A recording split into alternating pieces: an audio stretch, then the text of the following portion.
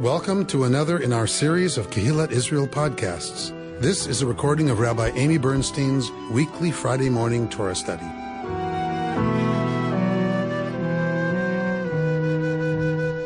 We are in Parshat Vayakhel, which is the book of Exodus, chapter 35. We're in the first third, if you'll recall, of the Torah portion. Each year, we have a different third, and we're in the first third of every portion because we're in the first year of a triennial cycle. What I'd like to do is start actually with the Shehecheyanu. This is our first time learning this way. This is our first time remotely studying together. And so it's a wonderful thing that our learning doesn't stop, our education doesn't stop. This is the first time we're engaging this way, that our Torah learning is going forward no matter what is happening in the world. That's who we are as the Jewish people. We continue to learn Torah and study together no matter what. So let's say a bracha, Baruch Atah Adonai, Eloheinu melech haolam, Shehecheyanu, v'kiyamanu, v'higianu, lazman hazeh. Bless the source of life for giving us life and sustaining us in that life, that we could reach together this interesting moment in time. I found it interesting in studying this parsha. It's about the Mishkan. So we've gotten the instructions to build the Mishkan, and now we're going to get in just a little bit here the actual construction of the Mishkan. And I went, here we go, Mishkan, right? Here we go. And then I thought, okay, is there anything that could be more appropriate as we go into our first Torah study in this new reality than to talk about sacred space? And what does it mean to be in sacred space? And what does it mean to create sacred space at home or in other spaces that we don't tend to think of necessarily as the place where we engage with the sacred or with sacred community? And so I actually think it's pretty appropriate that we are looking at a text about the Mishkan as we do our first virtual Torah study. So let us say the bracha for Torah study. Baruch Atah Adonai, Eloheinu melech haolam, asher kidshanu b'mitzvotav v'tzivanu la'asok b'divrei Torah. We bless the Spirit of the universe who calls us to engage with words of Torah. So let's look at the Torah text itself. We're in Vayakhel, which is Exodus 35. We're starting at 35, verse 1. Vayakhel Moshe et kol adat b'nei Yisrael, and Moshe convoked the whole Israelite community and said to them, these are the things that God has commanded you to do. On 6 days, work may be done, but on the seventh day, you shall have a Sabbath of complete rest, holy to Adonai. Whoever does any work on it shall be put to death. You shall kindle no fire throughout your settlements on the Sabbath day. All right, so this first word that we get, Vayakhel, is the verb that's used to say what Moshe does to all the people. He, in my translation, says convokes them, right? So this is from the word kahal. Vayakhel is from the word kahal, like Kehillat Israel, right? Kahal is congregation. Kahal is community, a sacred community. So in Hebrew, there's a verb for that. So Moshe congregates the people, right? So just as there's a verb, he congregates them, there's a noun, kahal, congregation. All right. So many commentaries have been written on this first word of the text of this chapter. And a lot of the rabbis really want to see this not as descriptive, but prescriptive. So when can you build a sacred Mishkan? When can you have the Eidah, the community, come together? First, you have to Vayakhel. You have to congregate, right? That the rabbis want to see this as the reason the Mishkan can be built. The only reason you need a Mishkan is because the people came together. That it's not, okay, get them together because I'm going to give them some instructions. Instead, it's because the people came together, now we're going to get instructions to build the Mishkan. So the rabbis really love this word, and they say this is what we should be striving to do. always, right, is to figure out how to kahal, how to be a kehillah, and all of the things that go with that. And I think right now in this unique moment in time, people are going to look back on this recording and go, what was going on? So in the midst of this coronavirus crisis, as we're really just in the beginning stages of it, I think we're already seeing the ways that people are experiencing kahal as a verb. People are being incredibly wonderful to each other. People are offering to help neighbors. People are offering to take food to people. People are offering, many of you responded to the email that we sent out and offered to call people who are lonely or who are home by themselves. And it's been an incredibly moving thing to see how many people want to come together right now and are trying really hard to include people who are often left out and who often feel left out or feel not part of the gathering. And even studying like this, it took this for us to figure out how to include people who can't be here in this space. And we've had a podcast for a long time that allows people to listen remotely, and many people do. But it's taken this for us to really think about how do we fully include members of our kahal who can't drive, who can't make it, right? Who can't be there Friday mornings and want to have this kind of interaction. So, I work from home, and I've always wanted to come to Friday Torah study, and I couldn't because of work. So I've got my work in the background, and God bless, it's the first time I've been able to participate. So some of the good comes from everything. This is the first time she's been able to participate because she works from home and can't make it to Torah study on Friday morning. So I think this is providing new opportunities for us to do this verb of congregating in new and different ways. So I'm very proud of this community. I'm very proud of the expressions of wanting to be inclusive and wanting to reach out and wanting to help that so many of you have done so generously. All right, so we're getting together the whole community, the whole Eidah. And what is the first thing? Now, what just happened? You don't have your Bibles with you, so most of you can't cheat. What has just happened is that Moshe has come down from Sinai, right, with a second set of tablets. What happened with the first set? Exactly. So Moshe smashes the first set because the people have broken the agreement. The agreement is in stone, and the people are worshiping the golden calf, and so Moshe tears up the contract because they've already broken the contract before he even gets down there. And now he has to go up and get a second set of tablets. And when he comes down, anybody want to guess what day the rabbis say this is? Anybody want to guess? Shabbat? Moshe, huh? Shabbat? Jody? Shabbat? It's not Shabbat. Okay, but good guess. I was going to say Shavuot or Yom Kippur. Yom Kippur. Good bird. Bert gets the gold star. So the rabbis say this is Yom Kippur because Moshe has gone to the mountain and has asked forgiveness on behalf of the people. And God grants that forgiveness and gives Moshe a second set of tablets, which means the covenant is in place again. The covenant is renewed because the people have been forgiven.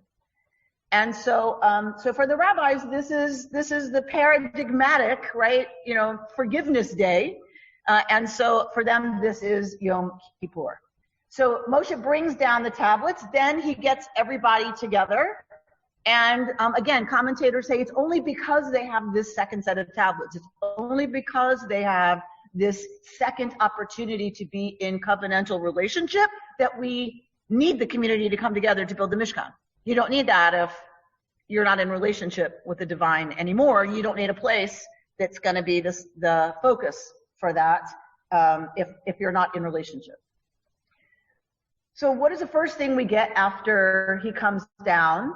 The first thing we get is this commandment about Shabbat, right? So again, we see how incredibly important Shabbat is as a practice and how important it is as a defining factor of what it means to be part of the Eidah, part of the community of Bnei Israel, of the people of Israel. So, of course, God is king. In this model, in our covenantal model, God is king. There's no separation between church and state, right? That is a very, very new idea in the world that we live in, that it's new. There was no separation between what it meant to worship the king and to fulfill the will of the king and to keep the divine law. To keep the law of the king is to keep, right? That's what was legal, was what the king said you can do or not do. And in this case, if God is king, the big king, we had other kings, of course, but if God is the king of kings, then if you abrogate the law of the king, it's capital punishment. Certain crimes are so bad that they are punished with capital punishment. This is what we still experience today, right? There are some crimes that we today believe are so egregious that we still punish with capital punishment. All right.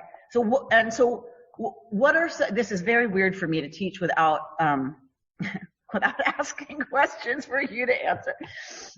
So what are the kinds of things that would have capital punishment be the punishment for? Like, what are the criteria that would make something punishable by death? Murder? What are some of the criteria? Not the actual crimes, but think about criteria. Like, why would you punish by, what are the kinds of things, what are you trying to do by having death be the punishment? Laura? Dissuading people from doing the worst possible things. So you use capital punishment to, Laura says, to dissuade people from doing the worst possible things. So one of the criteria, right, for capital punishment is it has to be something really terrible that you're doing. The other reason we use capital punishment is, right, to make it clear that some things are considered so bad that it's a danger to society. It's not just wrong, it's dangerous, right? It sets a dangerous example that other people might follow. And so sometimes capital punishment is about, you want to make sure there's no spread, right? There's no contagion. Mm-hmm. And Shabbat is one of those. Shabbat is one that it's such a central idea for the people of Israel that that breaking it would be one of the worst things you could do.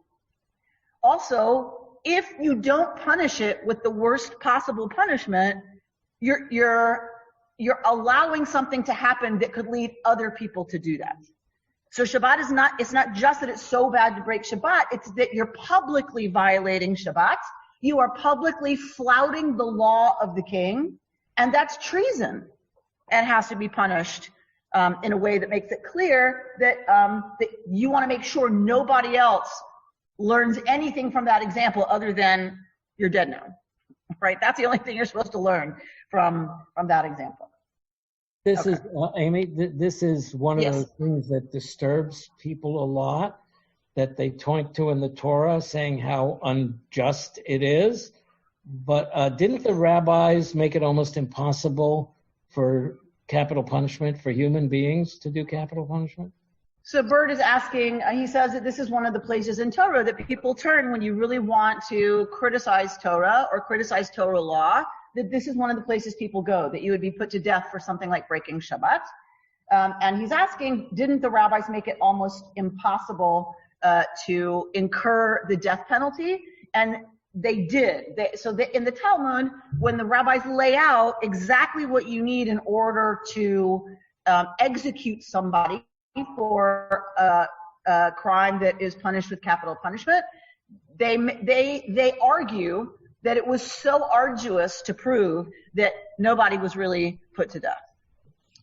Because they're apologists, right, for this. So they have to worry about that. We don't have to worry about that. This is the way ancient Israel understood what was dangerous. We have our own criteria for what we put people to death for, right? We've decided treason is one of them, right? Certain kinds of murder, right? So we understand that capital punishment is one way to keep society in order. We still understand that. I'm not saying whether we're for or against the death penalty, but we still live with that understanding that capital punishment is one of the ways you dissuade people from doing the absolute worst things. So, Shabbat being critical, we're hoping that you will take it seriously as well and join us this Shabbat at 7 o'clock tonight. Daniel and I will be here leading services for all of you to watch at home.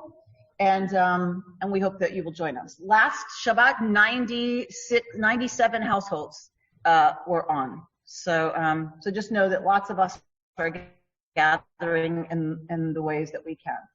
All right. What else do we get here? Sheshet yamim ta'aseh melacha, uvayom hashvi'i yiyeh lachem kodesh Shabbat. So the way that this is stated, this commandment about Shabbat, is interesting. It doesn't just say, okay, 6 days you can do stuff and on one day you rest. The rabbis want to read it a little more strongly than that. Verse 2, Sheshet yamim ta'aseh melacha. 6 days will you do your work. 6 days, y'all work. Do your malacha. Do your stuff. And for the rabbis, they're like, that means we're supposed to live lives of productivity. We're not supposed to sit, and contemplate our navels all day. We're supposed to, for 6 days, ta'aseh melacha, do stuff.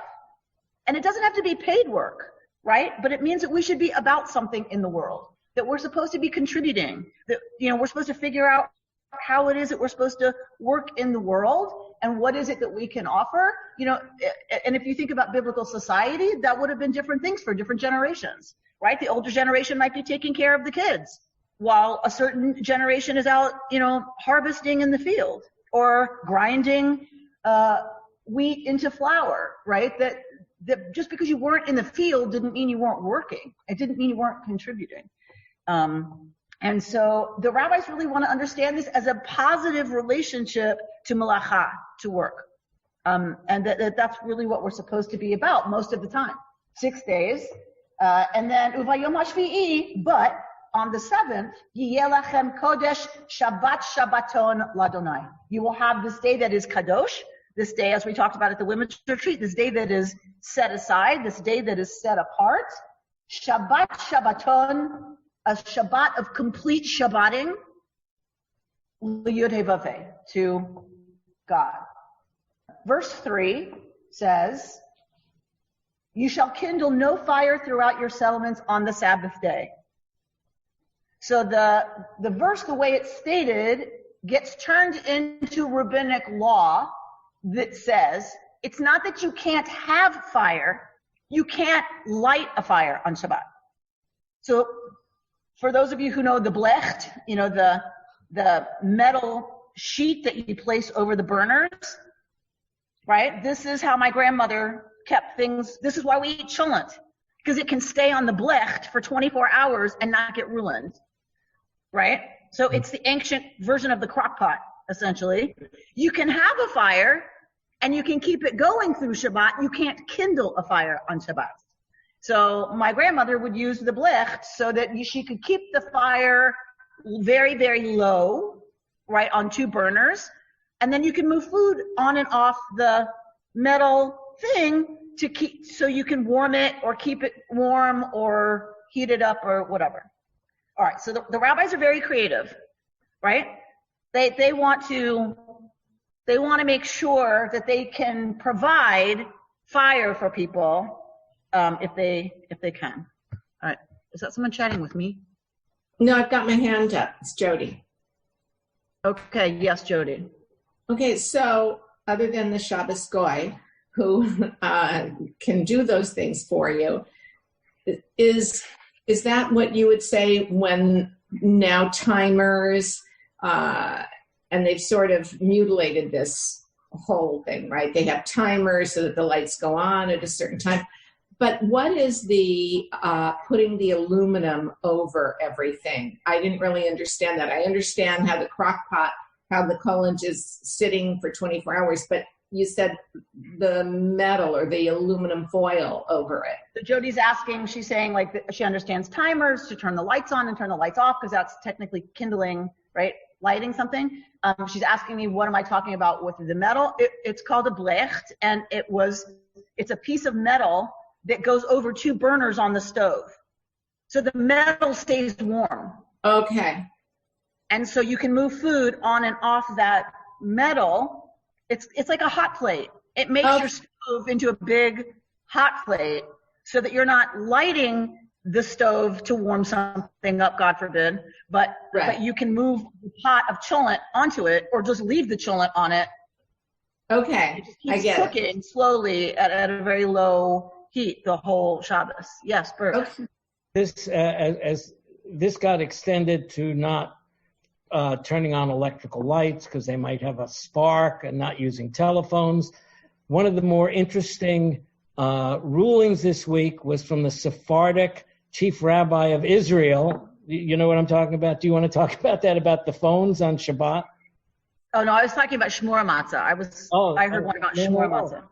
They ruled that people, Orthodox Jews, must keep their phones on during Shabbat in case they had a coronavirus test and someone had to call them and tell them what the result was, or they had to find out from someone in their house. This is very interesting. It's Pekuah Nefesh, I guess, saving a life, and they ruled that it actually was okay.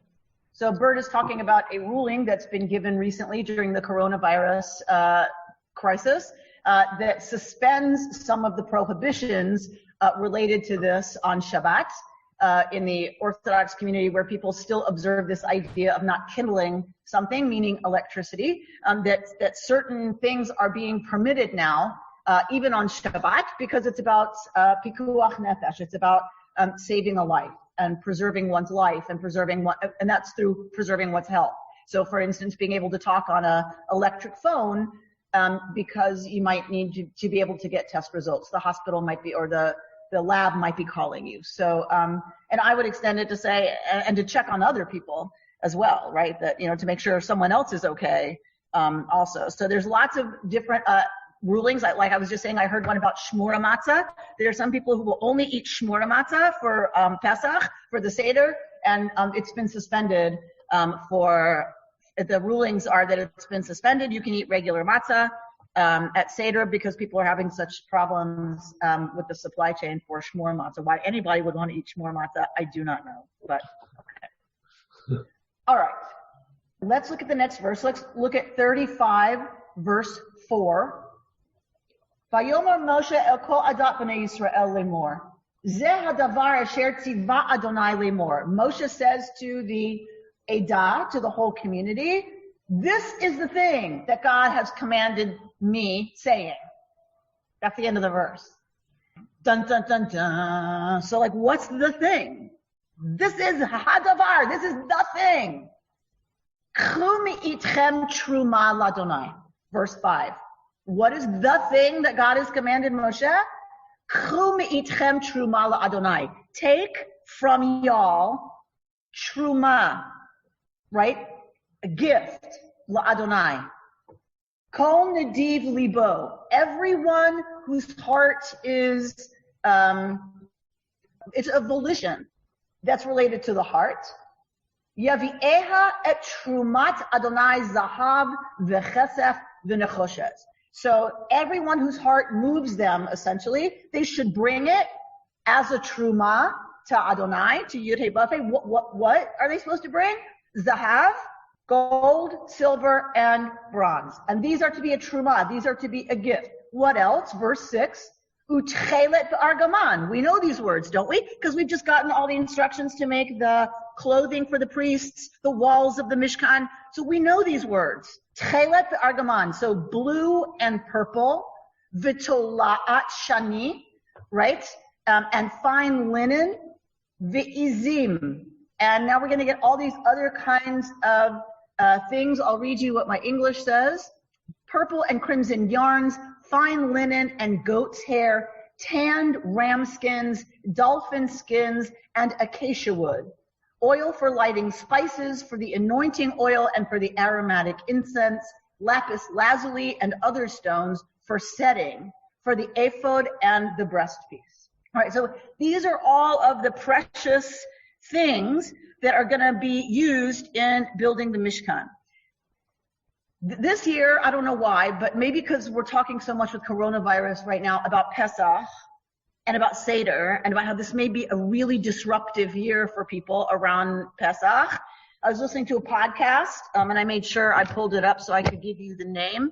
Yehuda Kurtzer, who's president of Hartman North America, has a podcast now, and I was listening to the second episode, and the podcast is called Identity/Crisis. Identity Crisis. And I was listening to the second episode of that. It was a very interesting conversation about Purim and Pesach, and about Pesach at this moment, at this coronavirus moment. So maybe because I've been hearing some of that and looking at some of that stuff, but I'm so aware this year as we're coming to this text that, like, I always know that, but like I'm reminded that they're not used to having this stuff. Where did they get purple and crimson anything, right? These are not Wall Street millionaires who would have had some of these most expensive things. How did they get this stuff? Where did they get this stuff? They borrowed it from the Egyptians on their way out. Their parting gift. It was the Egyptians' parting gift, if you will. Right. So they borrowed this stuff from the Egyptians. Remember, God makes the Egyptians' hearts generous in giving to the Israelites, in lending them this stuff. So they just got this stuff. They just got wealth, and it's like they just won the lottery. They're free. They're now free. Their status is as free people, and they've gotten all this stuff on the way out of the mall. And now they're told, okay, give of that stuff to Adonai, who is responsible for giving it to you, of course. But can you imagine? Like, think about people who have been without. Think about some people you know who have been without, and then they get something. You think they're going to let it go? Lots of times when people have grown up without, they're very stingy, right? My daughter came home one day this past year and said, "Oh, Mom, I met somebody. We have so much in common." I'm like, "Oh, really? What?" Well, we're the same age and blah, blah, blah. And his mom grew up poor too. And so she's really, she really is cheap also. I'm like, oh, okay. So this is how my daughter perceives me, is that because I grew up without, I have a very stingy relationship to how we spend our money, which is not untrue. I'm a Maxxanista, right? I shop at the dollar store and TJ Maxx. But she experiences my relationship to not having had. And that relationship is, and I tend to think of myself as a generous person. It's not that, but I'm not going to waste money for sure. And so I'm just so aware that these are slaves and they've just gotten all this stuff. And now they're being asked to give it back, to give it over to God. And what's so lovely is that they wind up giving so much. Of course, remember this text? They wind up giving so much that Moshe says, "Stop, it's enough, we have enough." So these slaves who didn't have anything and now have all this wonderful, rich material stuff, they're bringing brooches and earrings and rings and pendants, gold objects of all kinds. People who have in their possession blue, purple, and crimson yarns and fine linen, they brought it in so much volume that Moshe had to say, "It's enough," right? It's too much. That's how moved their hearts were to give to the communal project. And I think part of what makes them so generous, these slaves who could have a hoarding relationship to material wealth, is that it's a communal building project for the divine, for the relationship of the community to the divine. So the same way that I'm cheap about where I'll shop, I'm also very generous with friends or anyone else who's in need.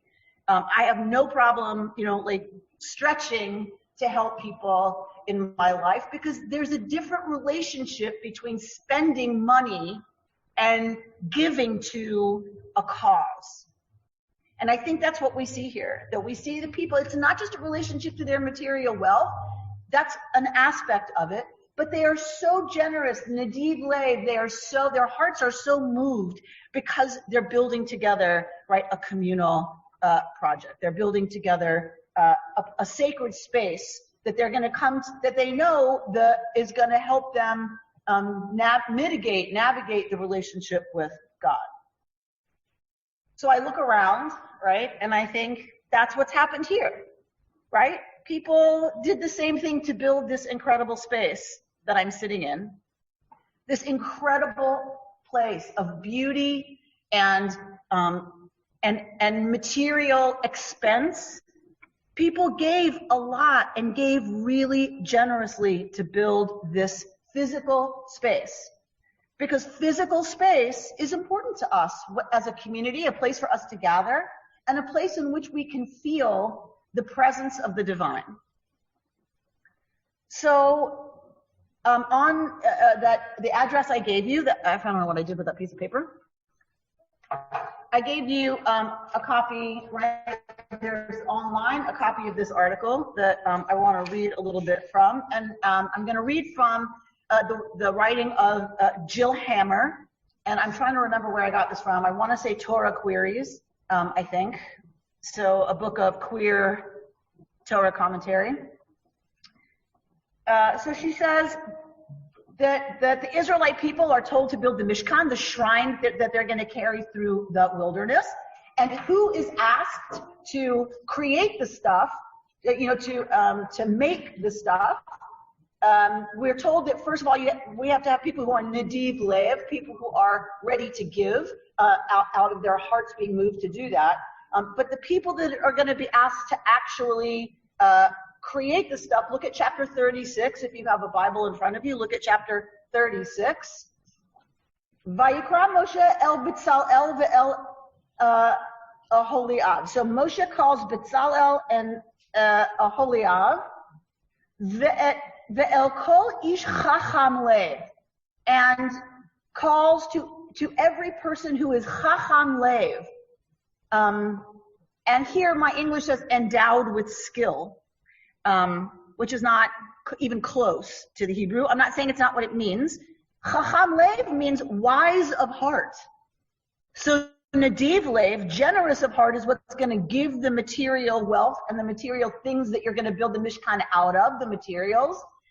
And chacham lev, being wise of heart, is what's going to be needed to actually create the Mishkan, meaning to actually weave together the walls, to actually make the gold and silver into sockets and hooks and rings and all that stuff. That's going to take chacham lev, some people of wise heart and skill, right?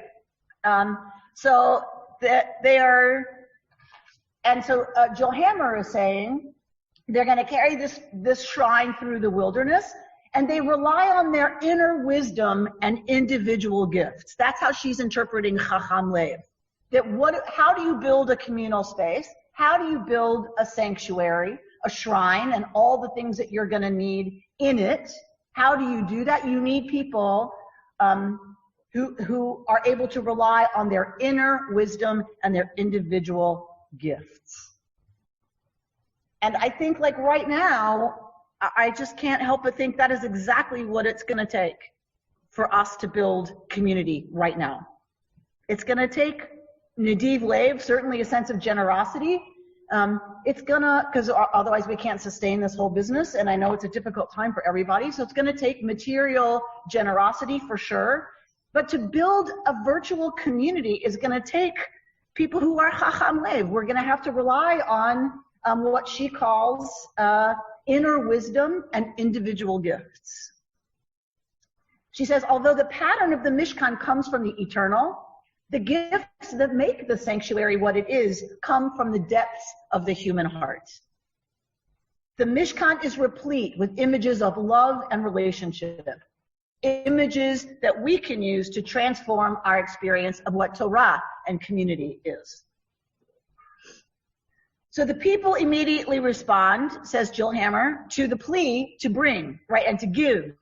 Everyone whose heart lifted him up, because we get this verb about lifting up as well in the Hebrew.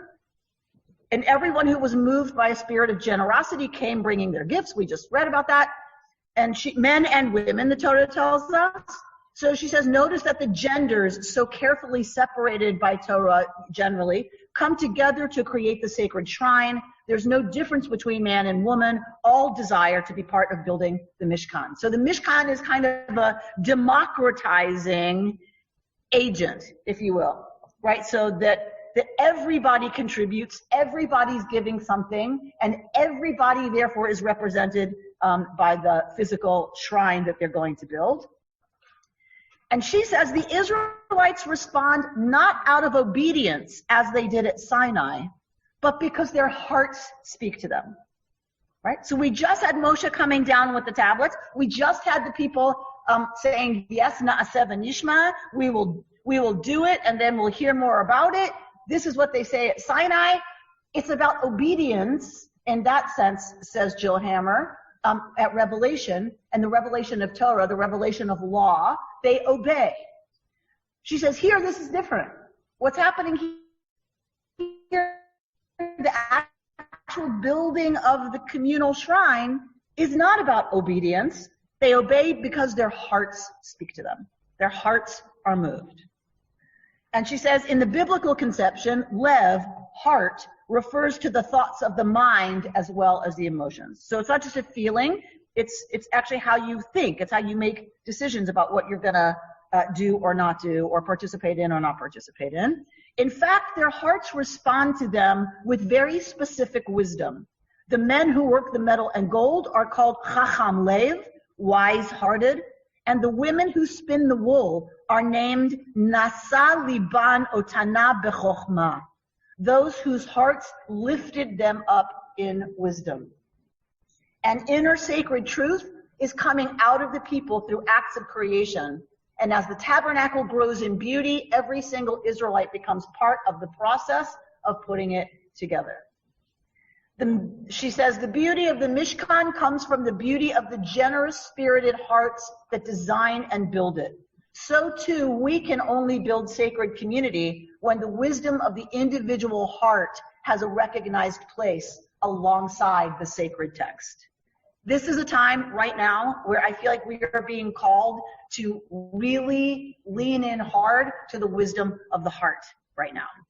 Each of us is going to be called into figuring out what that means for us vis-a-vis our families, vis-a-vis checking in with people who may need us, vis-a-vis contributing to conversations that are interesting, learning together online, choosing to participate in that so that we maintain a sense of being engaged in a sacred project, a sacred endeavor as a kahal, as a congregation. Rabbi Amy, I'm just reminded, this is Laura, of all the artists who are offering songs from their home studios, you know, Coldplay and Lin-Manuel Miranda and John Legend and dance teachers. It is so inspiring, and authors giving readings. So Laura is talking about how many people right now are online offering, how many artists are offering their gifts. Ellie just brought me before I came here. She said, "Mommy, I have to show you this." And it was on her phone, and it was Gal Gadot. When she did the Imagine, John Lennon's Imagine, and she has different people, famous people, and some people I don't know. They may be famous, but I'm so square, I don't know. And they each, take a little piece of the Imagine song and are singing it in this mashup. And like Ellie was so moved by that. And it's like, so these artists they're taking their gifts and they're being chacham lev, and they are offering that so generously. And I think of the people singing in Italy, on their balconies, the incredible, how moving that was to see that people chose to respond to being locked in their homes essentially by coming out on the balcony and singing. And singing together and offering that to each other. And then I don't know if you've seen people like playing, cellos. There are just so many ways people are offering, like Laura said, dance classes or yoga classes online. By the way, we're going to have one next week, yoga with Nicole Sherman, our yoga teacher, yoga stretching for relaxation in a stressful time. So people are just really figuring out ways to offer their creativity right now, which is what's going to get us through this. Right? That's what's going to get us through this. In the Midrash, so she quotes a Midrash where when we get the instructions to make the Mishkan, we get the instructions to build the structure first and then the stuff that goes in it. Here, he calls Bezalel and Oholiab and says, make the ark, make the stuff, and then we're going to build a Mishkan. And so in the Talmud, Bezalel says to Moshe Rabbeinu, Moshe, our teacher, normally one first builds the house and then places the furniture inside. Yet you said to make the vessels and then the tabernacle. These vessels that I will make, where shall I put them? Didn't God tell you tabernacle, ark, and vessels? And Moshe, what does Moshe reply? Moshe could be pretty pissed off right now, right? Right? You're questioning me? I was on a mountain. Who do you think I was talking to on the mountain? That would be God. And you're going to challenge me? But that's not what happens in the Talmud. Moshe replies in amazement. You must have been Bezalel. So he's talking to Bezalel, who, right, is challenging him. And he answers with amazement, you must have been Bezalel, in the shadow of God, and therefore knew the right order of things. That Moshe, kind of screwed up. That you must have been, oh my gosh, Bezalel, in the shadow of God, to have known that this is the correct order. And so Jill Hammer says, in this Midrash, Moses gives instructions for the building of the Mishkan that are different from what God instructed. And Bezalel intuits that something is wrong and asks for clarification. Should he not build the structure before the furniture and not the other way around? And astonished Moshe makes a pun on Bezalel's name. Bezalel is the one who stands in the shadow of God, Bezalel. Through Bezalel's inner wisdom, he has intuited what God wants. And the Midrash implies that God agrees with Bezalel rather than Moshe. So why is this an important Midrash? Because I think what the rabbis are saying is there is a wisdom that is deeper than what authority tells us. That yes, we're generally supposed to follow authority, yes. Usually we take Moshe's word for it, that God says this, okay, that's what we do. 6 days you work, 1 day you don't. Okay, got it, understood. Right? There was no, it wasn't like he had a video that he could bring down, right, from what happened on Sinai. The people had to trust that Moshe understood what God wants. And they follow it. Okay. But sometimes we have an instinct, we have an inner wisdom that challenges authority. Yeah? And that moves us to go, is that right?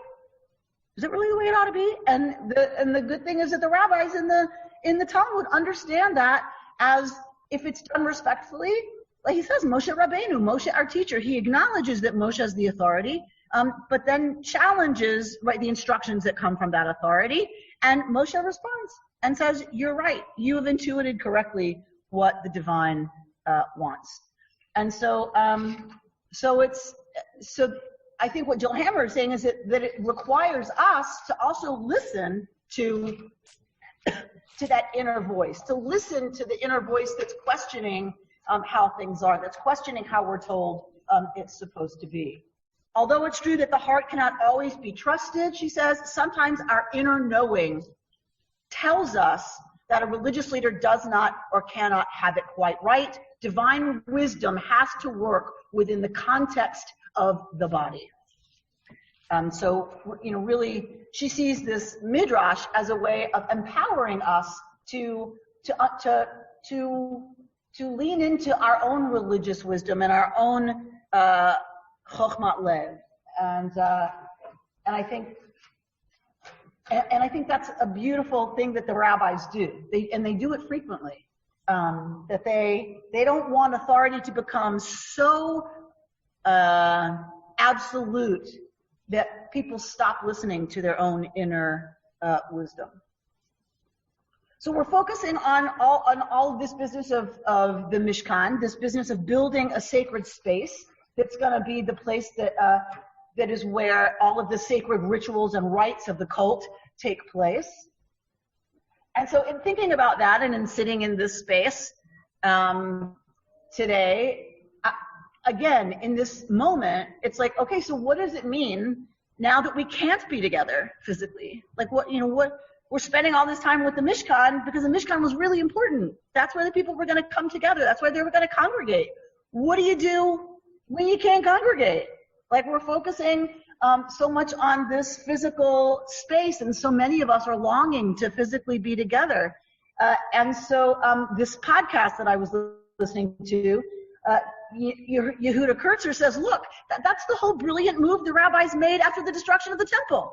That was the move of the rabbis after the destruction of the physical space. The brilliance of the rabbis was that they said, God, you can't imprison God. To say God is only in one place is to imprison the divine. You can't do that. Ein makom panoi mimenu, say the rabbis. There is no place devoid of the divine presence. Melocho haaretz kavodo. The whole earth is filled with God's presence, with God's glory. We say this over and over and over in the liturgy, but we don't really get what that move is. It's about taking God out of physical space, Davka, and affirming that God is everywhere. That God is in the space between people. God is in the relationship that we create. And this time of coronavirus, we are going to have to do the same thing. We're going to have to make a radical shift for a little while, like the rabbis did. We're going to have to shift and say, okay, it's not physical. That's part of it. Yes, hugging each other, kissing each other. Yes, that's part of it. But that's not all of it. And being in a physical space isn't the point. It's helpful, for sure. And we're going to do it as soon as we can, for sure. Safely, of course. Of course, we want that. But what Kurtzer was talking about was this was a radical move that the rabbis made, and we're going to have to get radical. He didn't say that. Those are my words.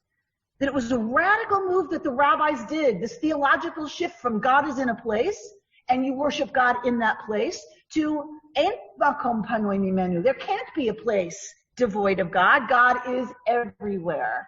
And that move is what saves Judaism, right? That move is what allows Judaism to become what it is, because otherwise we would have been gone, like all the other ancient peoples whose cities were destroyed and their high places were destroyed and their temples were destroyed and they were carried off into exile. That's what happened to us. We should have been gone. The reason we're not gone is because the rabbis make this radical shift to say it's not just in the temple, it's not just Jerusalem, and it isn't just in the land of Israel. God is everywhere, and our relationship as a kahal to each other and to the divine, our relationship as the Jewish people, our relationship through the covenant, it's just as powerful in Babylonia and in Portland as it is in the synagogue space here on Sunset.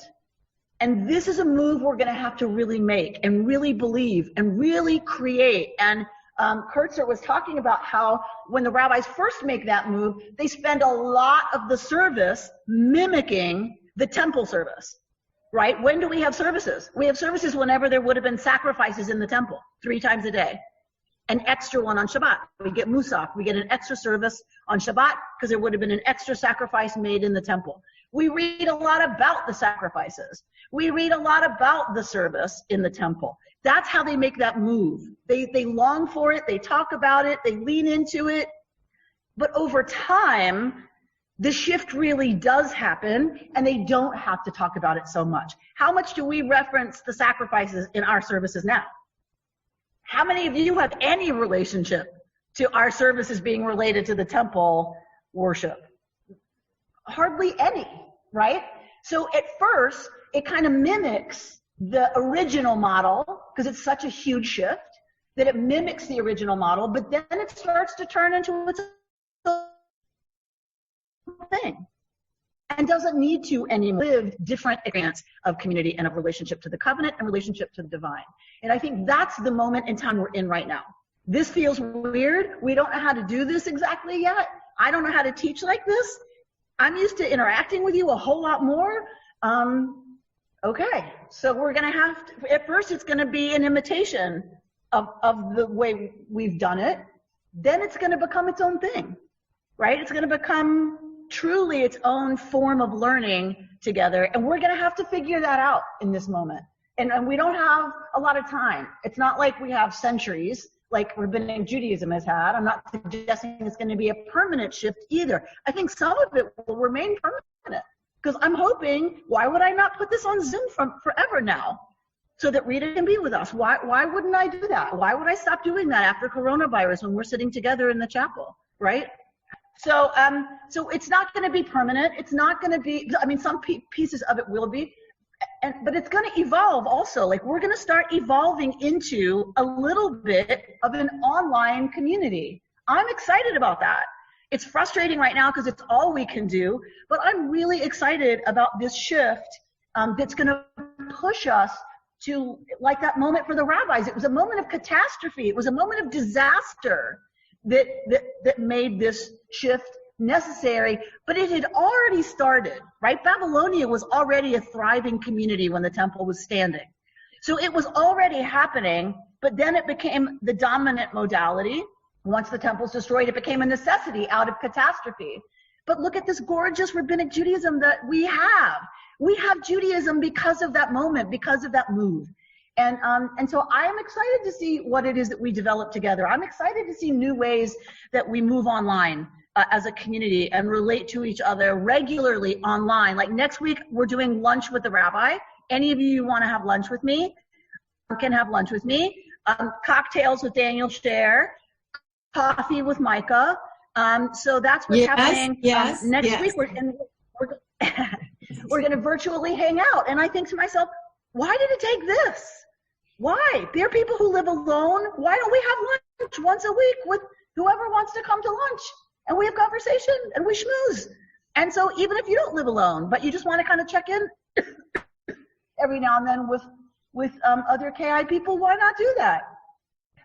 And so, like, why not at the end of a week we have, maybe, a little schmooze together before Shabbat, and we end the week together.